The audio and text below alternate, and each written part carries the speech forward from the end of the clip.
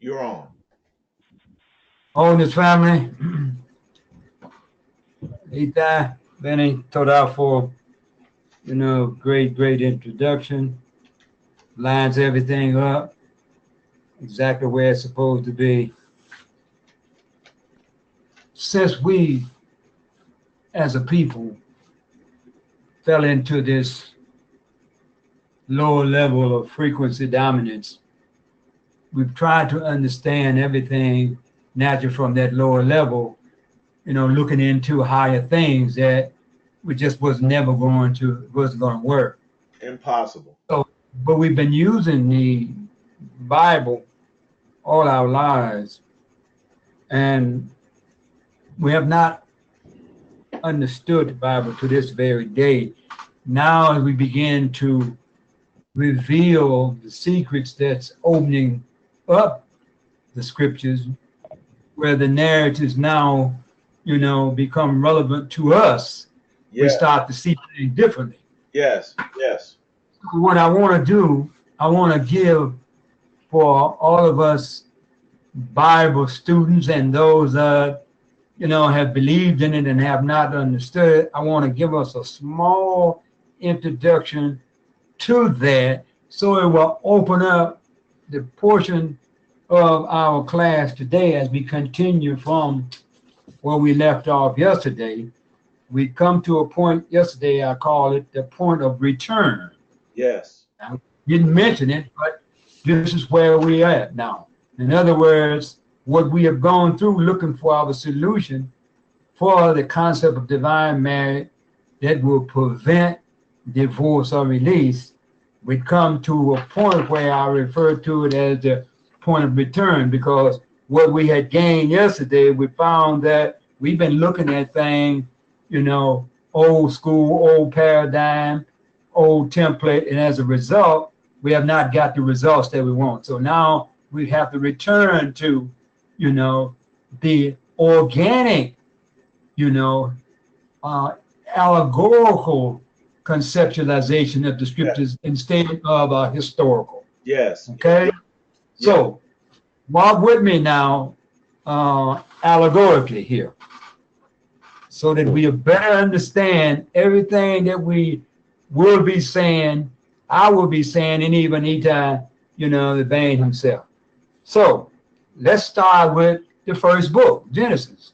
Okay, the first chapter, the first couple of verses.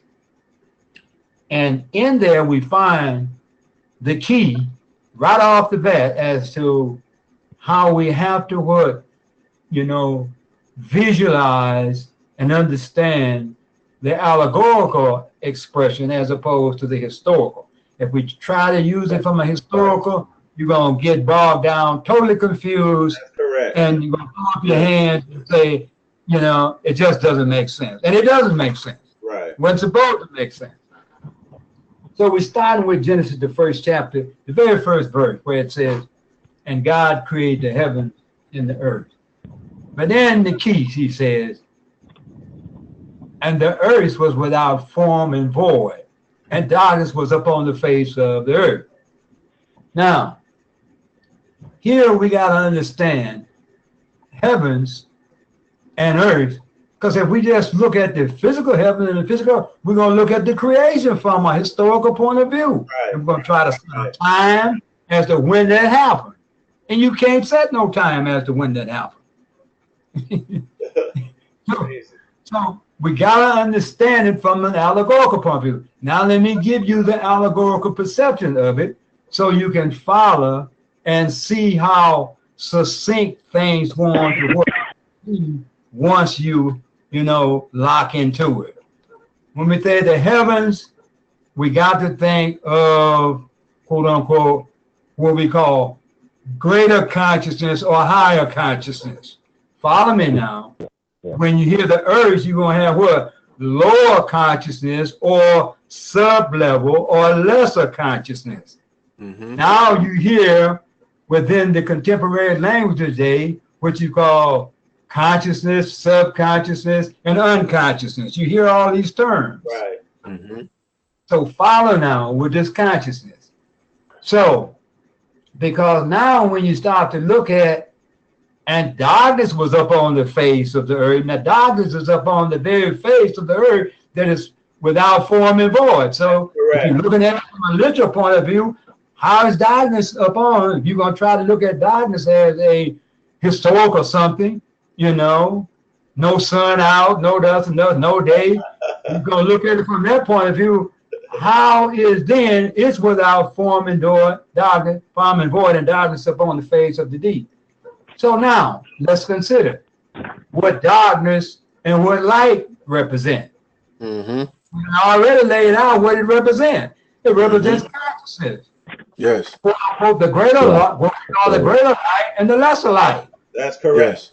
In Genesis, the first chapter, verses 14 to 18. There we go, right there. We already know now what the greater light and the lesser light is consciousness. Yes. Okay, so if you follow along, you'll see how simple this is. Now, when we look at consciousness, from a holistic point of view, you're looking at it as life, of all substance. Angie. Somebody got a question? Yeah, I got it now. See, I got it. Go right ahead. Go ahead. Okay. So if we look at consciousness, we see it's the source of all life that is tied to, quote unquote, neuromelanin, dark energy. We're going to see how it all connects up. So now, so then we say we find the separation of the light from the darkness. Now we see that what? One become what? Sub, below, and the other become higher and above. So then this is where we get the concept from as above, so below. Yes. We're talking about consciousness. I see. So as we continue on now, we're moving on, we see the light was called day and the darkness was called night. Now, as we continue on, we move into verse 27 is where the actual creation of, historically we believe was what? Male and female, Adam and Eve. Yes. Right. Verse 27. Okay. So, but you got to remember now, this ain't got nothing to do with nothing historical. This is all allegorical here. Then we come to verse 29. Verse 29 tells you, and the meat, M-E-A-T, is written in English, shall be your food. And so we say, well, vegetarian, but laid out about the herbs of the field, all of that in the process. So, but the word meat, when you look at the word meat, it means whole. Yes. It means whole.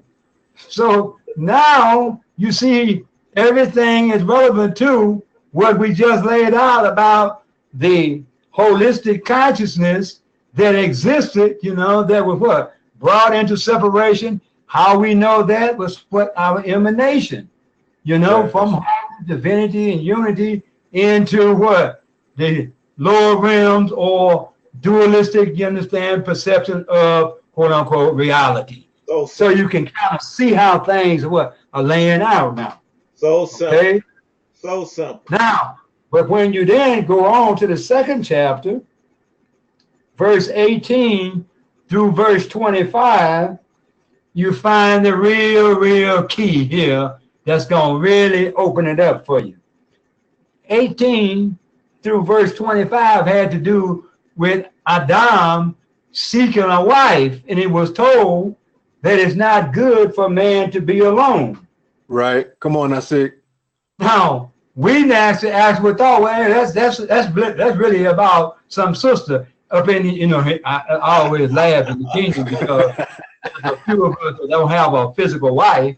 And so, we always tell them, man, when you gonna get married, you ride those brothers, ride them like, like they're a horse or something, And the very physical wife we having problem with. Right. We want brothers to get into it so we have the same problems, It's really to show us where we failed to. Right. Okay. Right. So let me give you a little key about this word, not ashamed. Now this is the English word, not ashamed, in verse 25. He said the husband and his wife, the woman and the man, they was not ashamed. But let's go back to the word, what this word means, alone, not good to be alone. The Hebrew word is boosh, B-O-O-S-H. That's the English phonetics of it. And the word boosh, alone, don't mean to be like alone without a wife. It means to deceive. It means to deceive. It means a couple of other words, but that word I'm holding there because I don't want to go through the rest of it, but the word deceive. That's the key word now. Which means then, when you look at it, and the number is 909 and 905. 905 is the number they give you. 909 is the root. Okay? So now, when you look at the deception, this is the second chapter, and then you read verse 25, it says it was what? Not ashamed. But you see, the ancestor steps in here and conceals things by saying not ashamed. Right. The word not is not what it's talking about, because now not, you're going to look up not, you're saying, man, they ain't done nothing wrong and they ain't sinned. So you confused now when you look in the English what not ashamed means. Matter of fact, Eitai, go to the word not ashamed for us in English right quick. Give us the definition of that. Right. In English? Yeah, not ashamed. Now we said alone, to be alone means to be boast, means to what?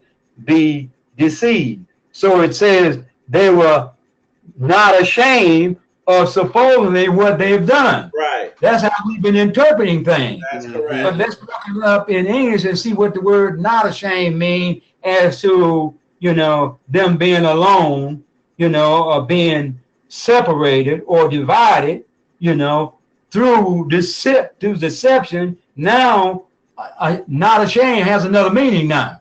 Like it's a play on words. Now, see, that's what I'm saying, right? Yeah, it's boosh. It's right, boosh, right. Right, it's boosh. That's the Hebrew. But I want to get the English definition. Okay, ashamed. Wait 1 second.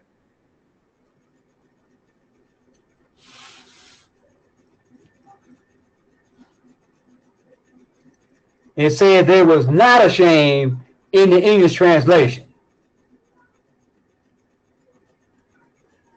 But let's look at the word ashamed. Right. What do it mean? In Old English, it's schemed, feeling shame, filled with shame. Skamayan, to feel shame. Be ashamed, to blush, cause shame. It says the verb is obsolete. See there? But the past participle lives on. What are they doing? Meaning reluctant through fear of shame. Now, okay, now let's add the English word in the translation, not ashamed, then you would reverse all of what you just said there, right? Correct. That's correct. Right.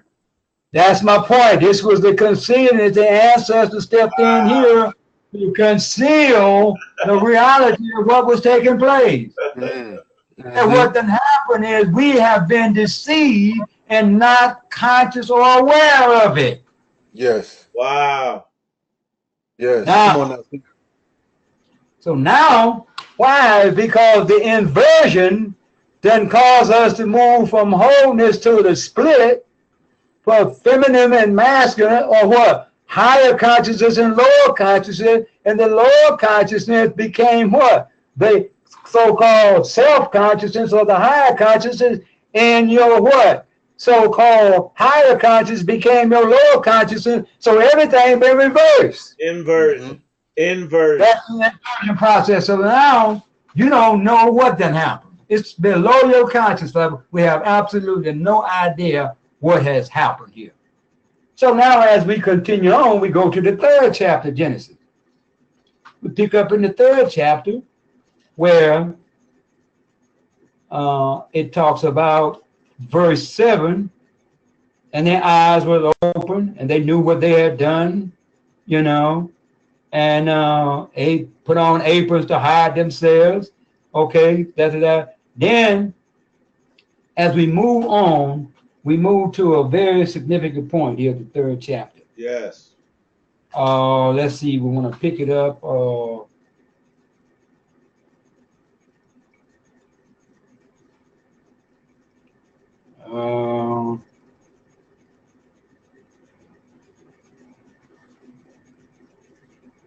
Okay, verse 8, where it says, and they heard the voice of the Lord walking in the garden in the cool of the day.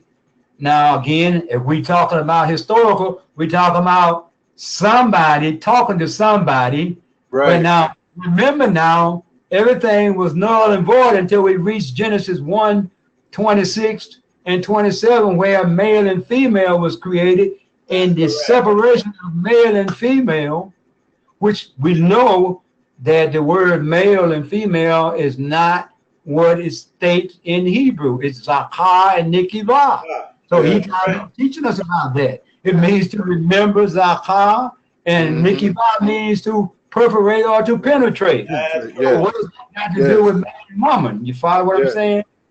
So to kind of close that out, to get to where we want to go, we want to pick up here in verse 17. Verse 15, where it says, and I will put enmity between thee and the woman, and between thy seed and her seed, and it shall bruise thy head, and thou shalt bruise his heel. And unto the woman he said, I will greatly multiply thy sorrow and thy conception. In sorrow thou shalt bring forth children, and thy desire shall be unto thy husband, and he shall rule over thee. So now we see clearly that what the higher consciousness is what we would call the day or the light. It rules over the lower consciousness or the lower understanding. And we see that in the hierarchical structure of the social system, don't we? All over the planet. That's correct.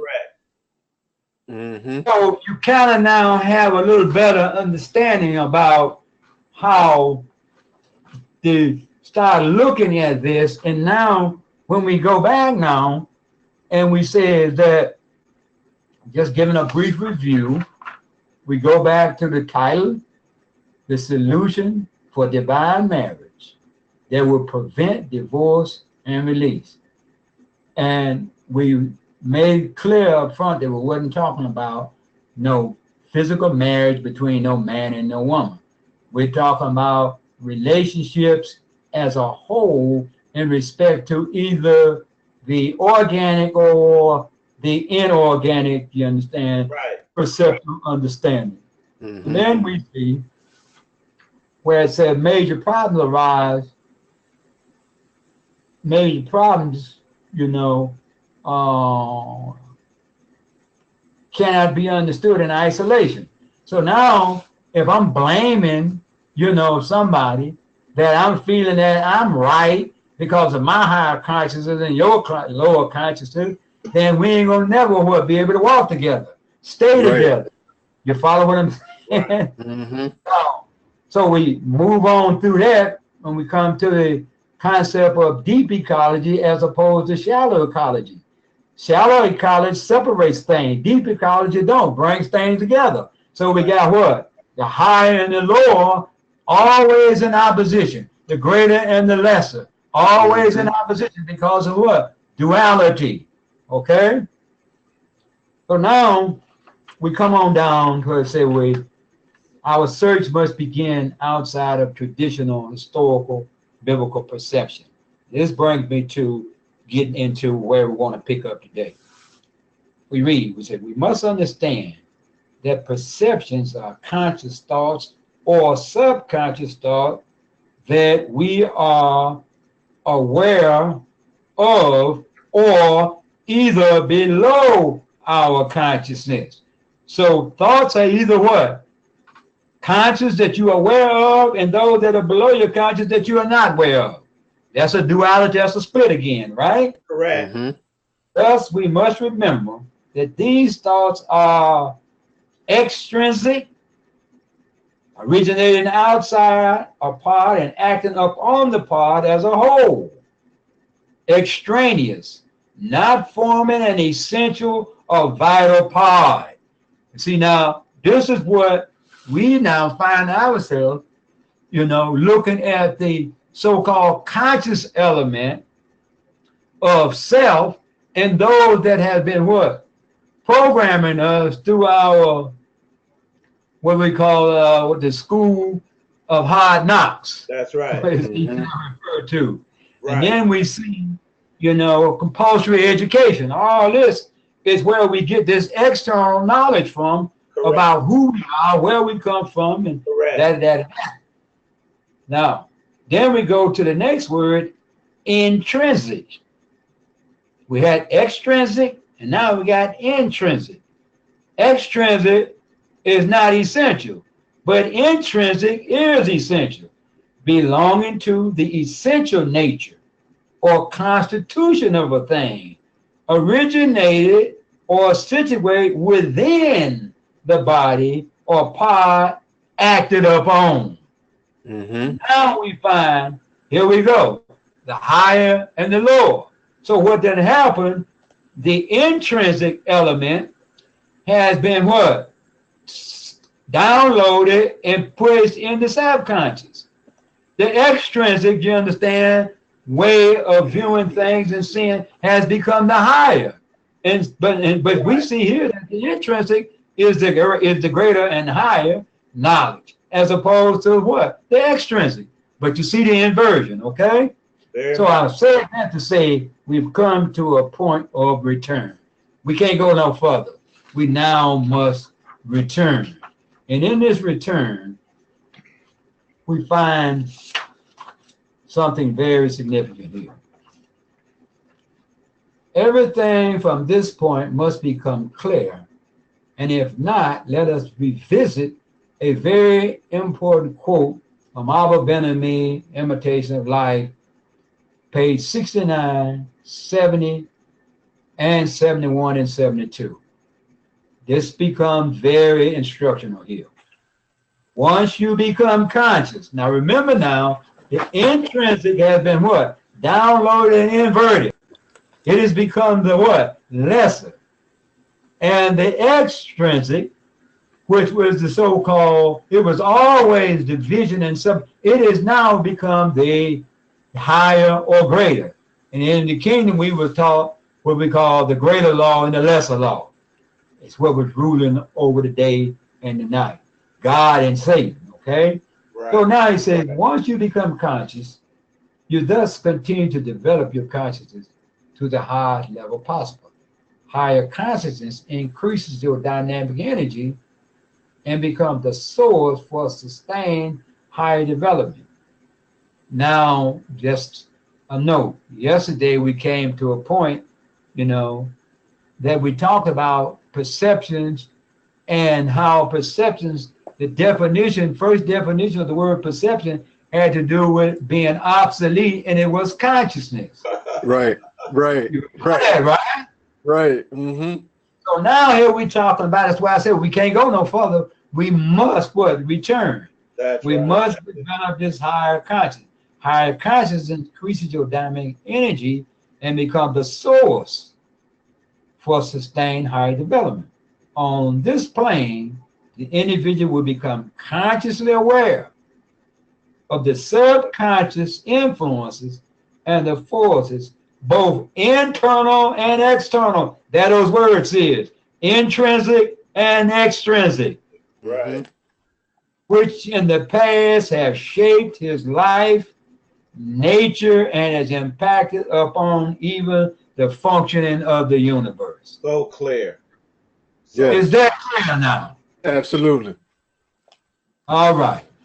The adversaries, by the application of scientific social engineering that creates inverted energy, this is energy turned to a contrary direction, change from what was formerly normal order. So the normal order was intrinsic, then you understand, which causes things to be holistically coming from the center outward, as opposed to it coming from outside and acting upon the whole without it having any significance to bringing into holism. So we go on, going to turn our attention to a family of associated words: energy, innovate, inert.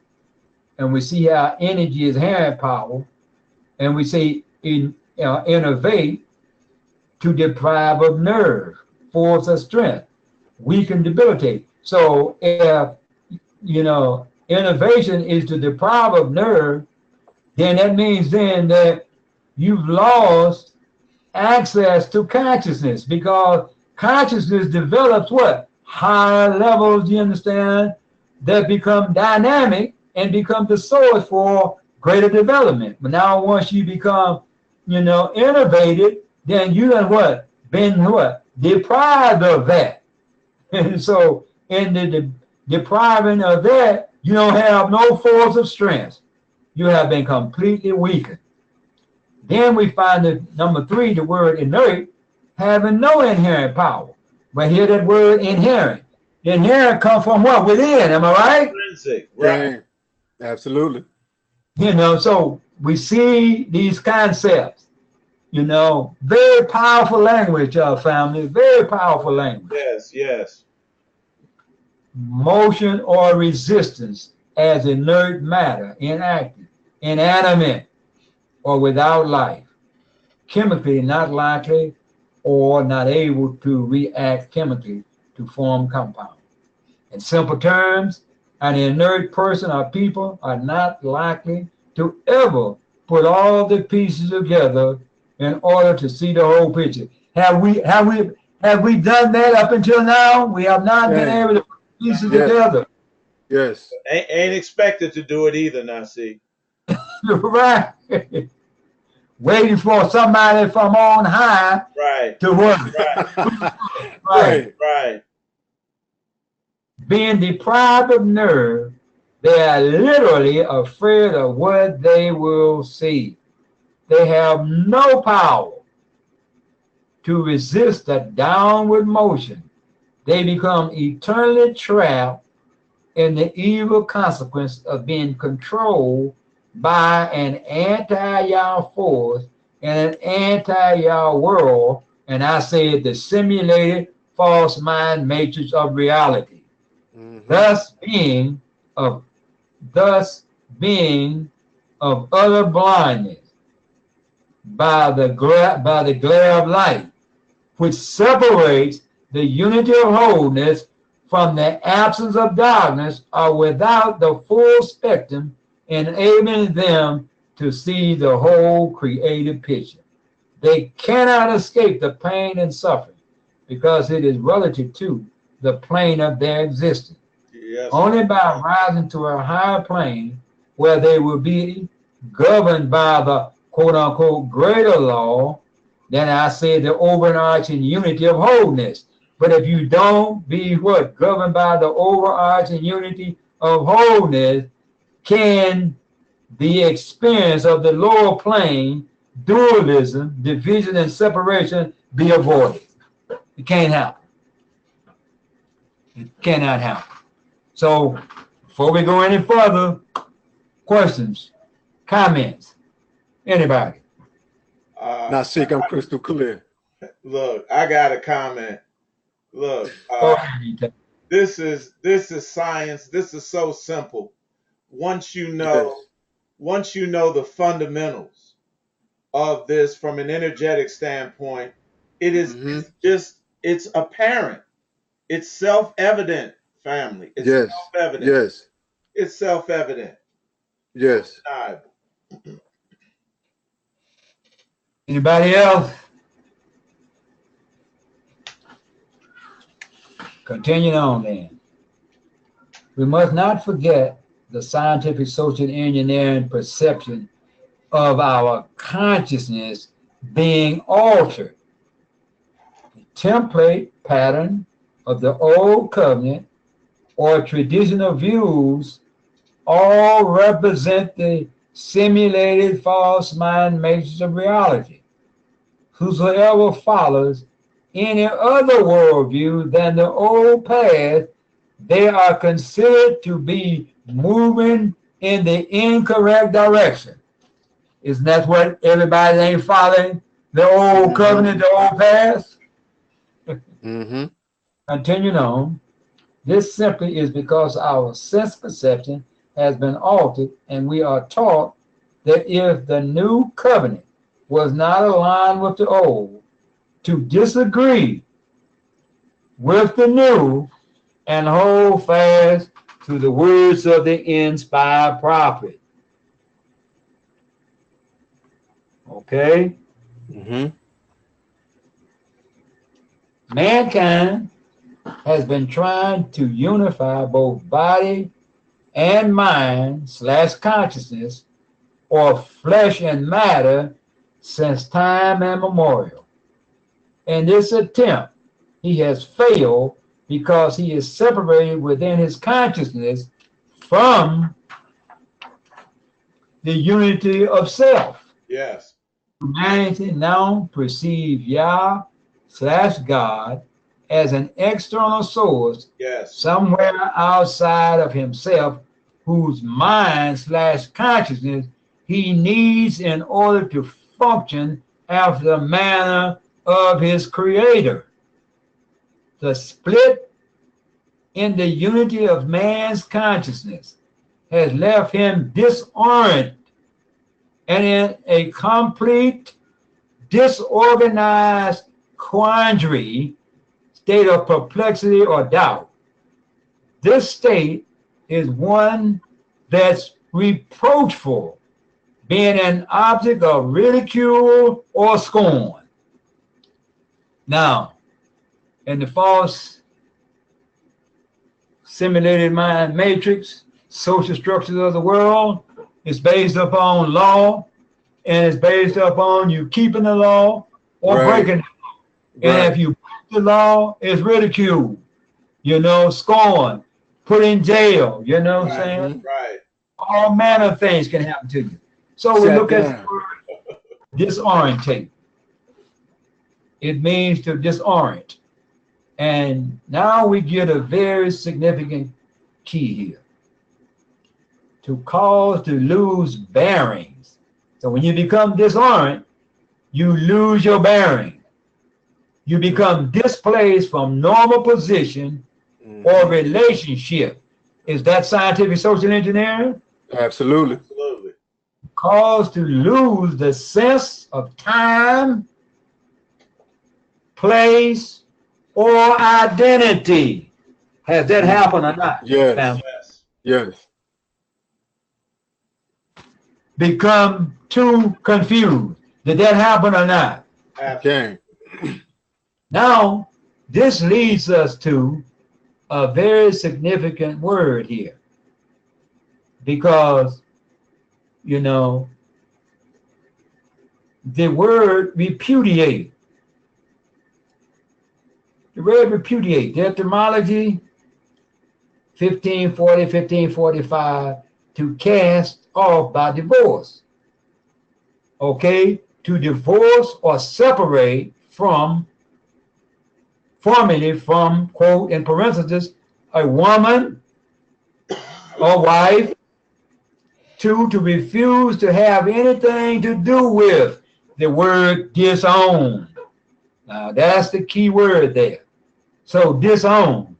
When you look at the word disown, it says to refuse to acknowledge as one's own, to repudiate any connection or identification with, to deny the validity or authority of.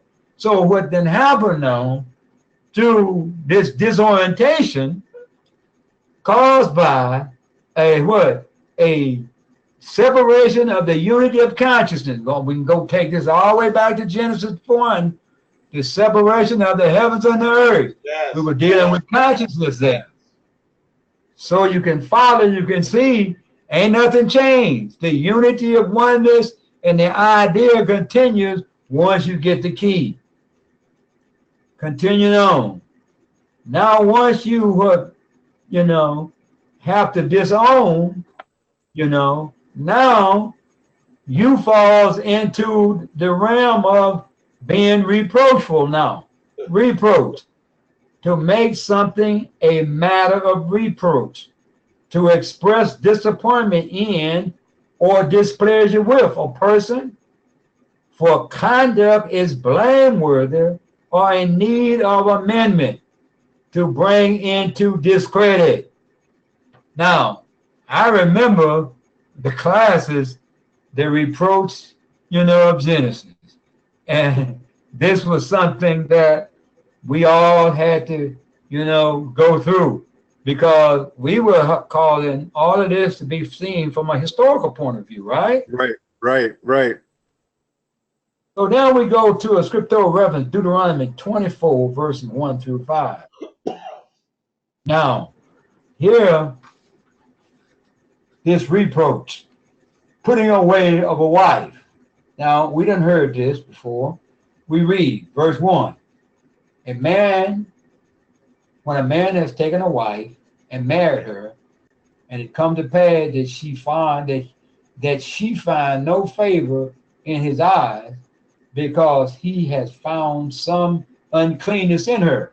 You guys go back now what we just read. Right. Because once you find yourself dishonored, you lose place, time, right, identity, and everything. So you're gonna find this favor with her, and she's gonna find this favor with you. So we can see why our relationships are struggling, because we fell into this dualistic realm. Continue on. Go ahead. Also, with this word disown, when you and I'm talking to the brothers at this point, when you tell a brother you need to reconnect back to your feminine energy, they disown it. Talking about, man, I ain't soft, I ain't gay. You know what I'm saying? That's so they are disowning the feminine within themselves. Absolutely. They've divorced it, Malkiel. Yes. You can see the profundity of what has actually happened. Yes. I mean, you can broad brush this. It touched up on everything. Yes. Going on, he says, verse 2. No, we'll continue on with verse 1. He says, then let him write her a bill of divorce and give it in her hand and send her out of his house. Now listen to the instructions now. And when she is departed out of his house, she may go and be another man's wife. Verse 3. And if the latter husband hate her and write her a bill of divorce, that the last one that marries her and gives it in her hand and sends her out of his house, or if the latter husband die, which took her to be his wife, verse 4, her former husband, which sent her away, may not take her again to be his wife. We see the disownment. Right. We see the repudiation. Right. Yes. After that, she is defiled. For that is an abomination before the Lord, and thou shalt not cause the land to sin. Well, first of all, the land here cannot be the literal land. Right. The land here, if you're going to look at it from a literal point of view, would have to be the individual. The person. Absolutely, Nasik. Right. Which the Lord thy God giveth thee for an inheritance. Continuing on, verse 5. When a man has taken a new wife, he shall not go out to war, neither shall he be charged with any business, but he shall be free at home 1 year, and shall cheer up his wife, which he has taken. Well, now when we start to look at that from an energetic, holistic point of view, you know, you are marrying the feminine element in you, and when you what does that, you will have to what? Begin to what? Get to know this element that you have what? Disowned. It is you have repudiated, you know. Right. Absolutely not. See, yes. You got to get to know your whole self all over again. Yes. Dang. Just like that. Know thyself. We have known ourselves. Mm-hmm. Continuing to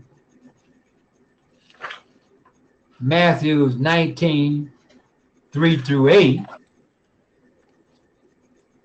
in respect to this bill of divorce. The Pharisees also came unto him, tempting him, and saying unto him, is it lawful for a man to put away his wife for every cause? Question. 2, verse 4, brother.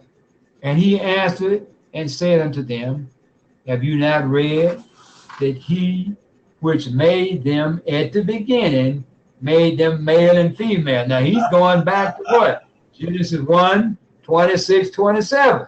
Mm-hmm. Male and female meant Zachar Nikiba. It didn't mean That's right. What? To remember and to what? Penetrate. Okay? To perforate. Mm-hmm. You know, to proclaim, etc., etc. Verse 5. And said, for this cause shall a man leave father and mother, and shall cleave unto his wife, and they twain or two shall be one flesh. Now, Eitai, you see, he laid that out for us just before in the introduction. So you see how perfect all of this is, you know. Continuing on, wherefore they are no more twain or two, but one flesh, one heart, one mind, one thought, one message. Right. Well, what therefore God has joined together, not man and woman, you know, let no man put asunder. So here we find the instructions being very specific. Verse 7, they say unto him, why did Moses then command to give a writing of divorce and to put her away? Verse 8, he says unto them, Moses, because of the hardness of your hearts, suffered you to put away your wives, but from the beginning it was not so.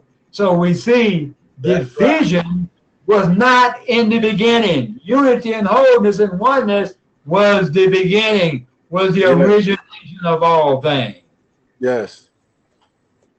So I think at this point we're pretty clear on what has happened. Commentary on that. Now that we have come this far by faith and our quest for answers, that we must proceed on forward in our search for the true solution, to find the dissolution. Now, you can't find the true solution until you find the dissolution. Yes. He says, we are forced to have to let go of the old perceptions in order to find our true destiny.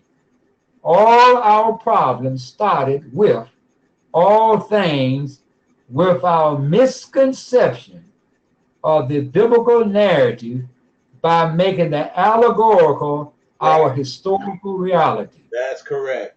This set in motion our self-deception. Was all done through scientific, social, engineering perception of inverted energy. We're going to hold at this point. When it asks us any question or comments, but we got to take our time as we walk through this. It's quite extensive. Mm-hmm. Questions, comments? All right. I'm going to pause it at this point. All right. The science of inversion. This portion here is called the science of inversion.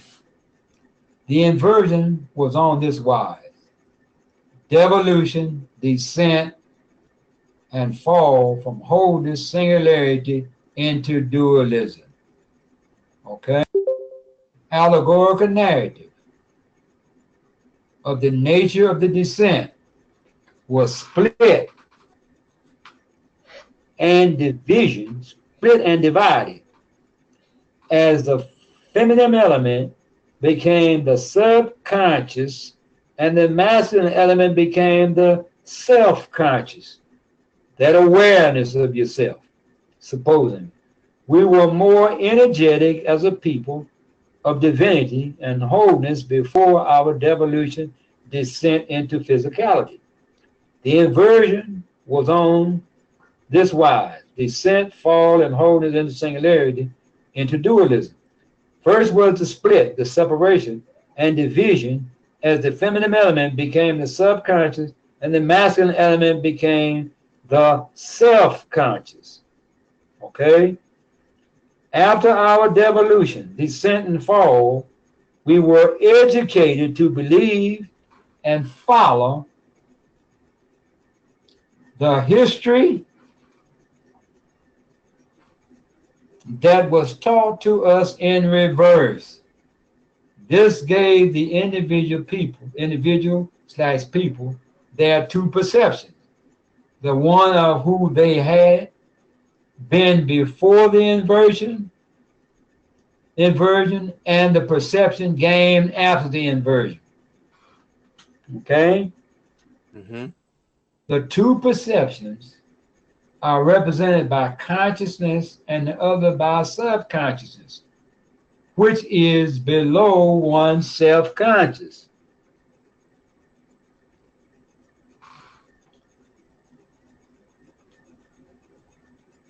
Which is below one's self-conscious. All created by the programming, training, as our educational development. Remember, the inverted programming is our consciousness into dualism. Therefore, what is now called the subconsciousness, meaning below, is now our true inner divinity of what one was in wholeness and divinity that must be, awakened. Therefore, the profound concept of your inverted program is a direct fulfillment of the nature of the double-minded people that are unstable in all their ways. Therefore, let not that people think, or that person think that they have anything coming. Hold on. I got you. Go ahead, Nasik. Repeat what you said, Nasik. I was saying, therefore, let no individual people think that they shall receive anything of the Lord. Thus, the scriptural references below confirms in detail exactly what the individual people's reception is going to be, and that is nothing. And we skip through the scriptural references, James 1:1-8. But one of the points, we're going to go back to verse 5 because it's a key point here.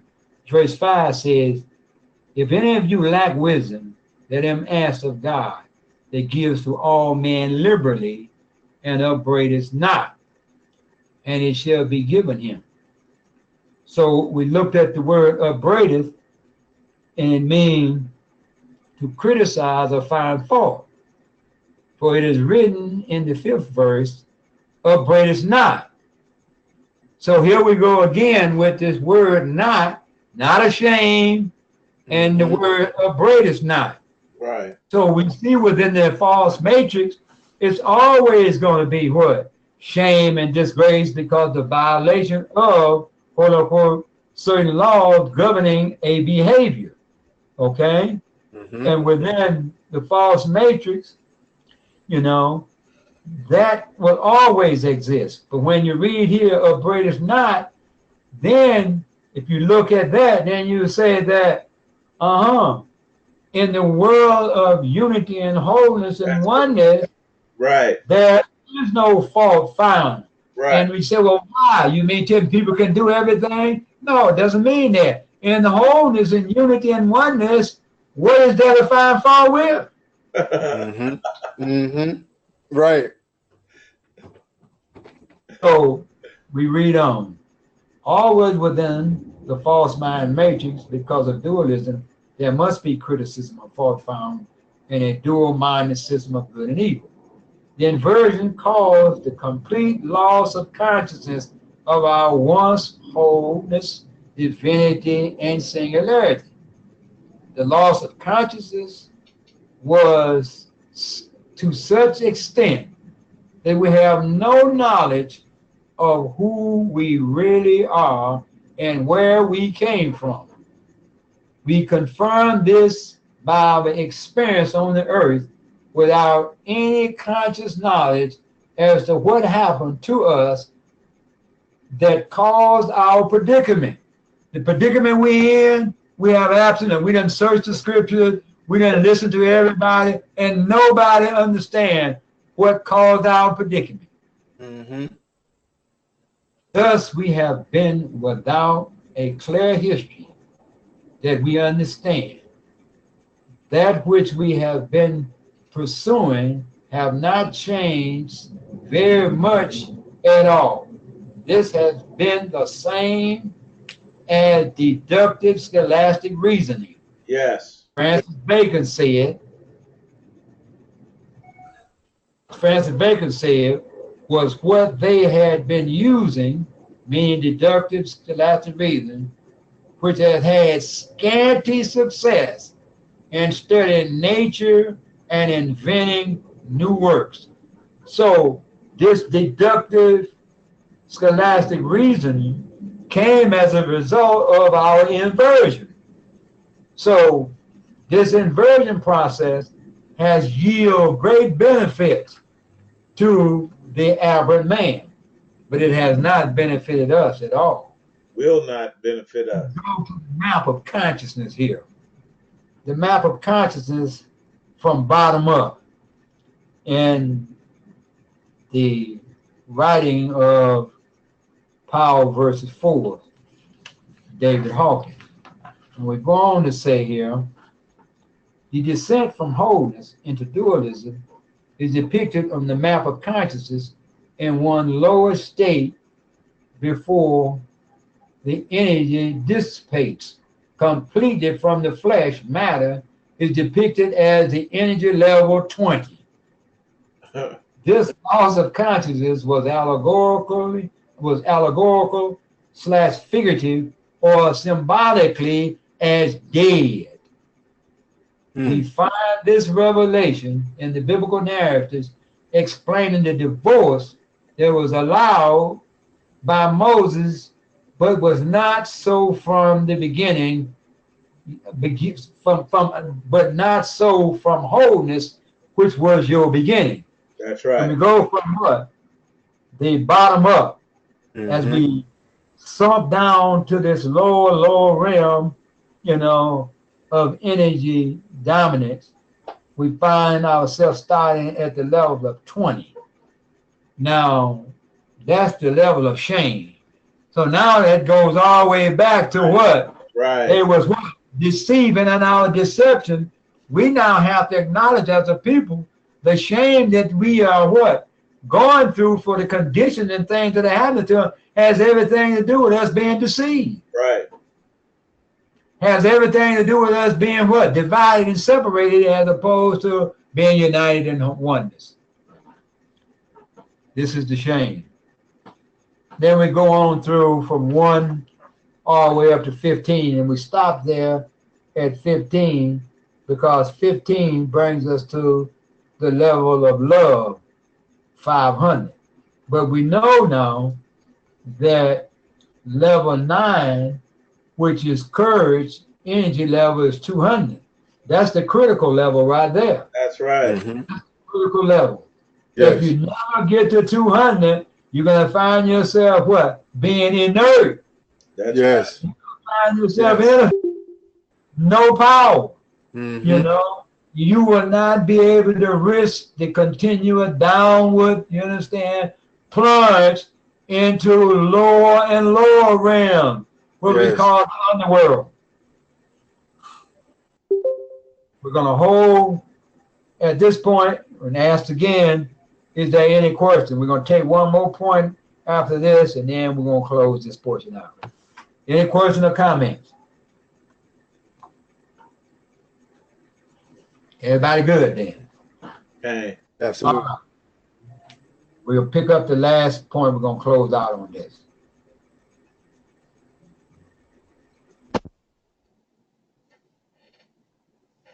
The necessitation of a new relationship or covenant based upon better promises. The necessitation of a new relationship or covenant based upon better promises. The relationship between Israel and God, quote, Yah, the earth inhabitants, and the Creator is seen through a metaphorical love and marriage covenant agreement between man and woman. Did you hear what I'm saying? Now, that clears up everything, doesn't it? Right. Yes. So the relationship between Israel, the Hebrew Israelites, Yah, is seen through a covenant, love marriage covenant between man and woman. So if you're going to have a relation with some creator called Yah, and you don't have that with what? Your man and woman, you don't have a relationship with the creator. Nope. So we see this metaphorical, description that we've been going through as opposed to historical. Right. We see the metaphor. Okay, and as we continue on, it said this relationship is figurative and it's not historical. In other words, there was and will never be a marriage between Yah God and any people. It was all energetic. That's right. Mm-hmm. The marriage being referred to in the narrative had everything to do with the merging of the unity of the feminine and masculine energy of elements. Mm-hmm. Yes. Scriptural reference, Isaiah 62:5. For as a young man marries a virgin, so shall thy sons marry thee.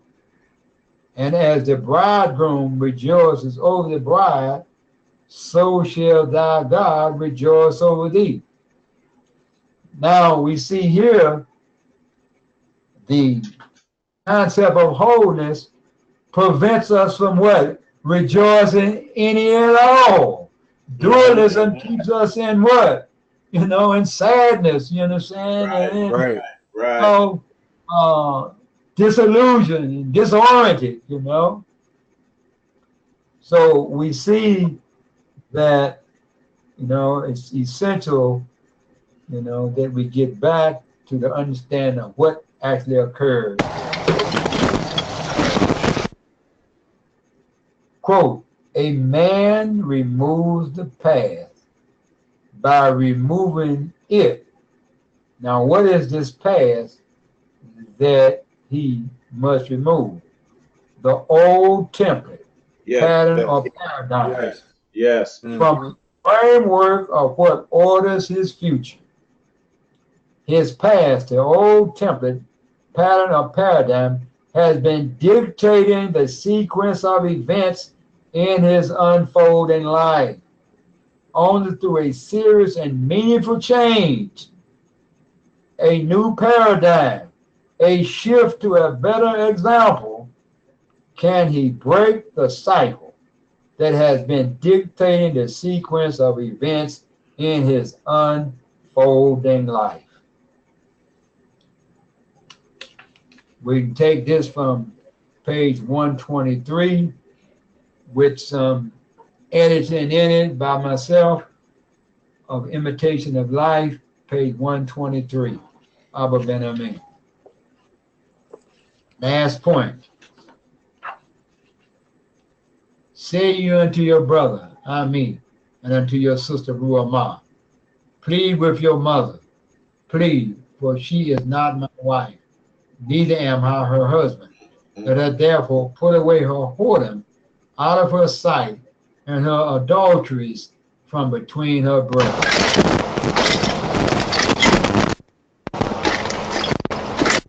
One through 2.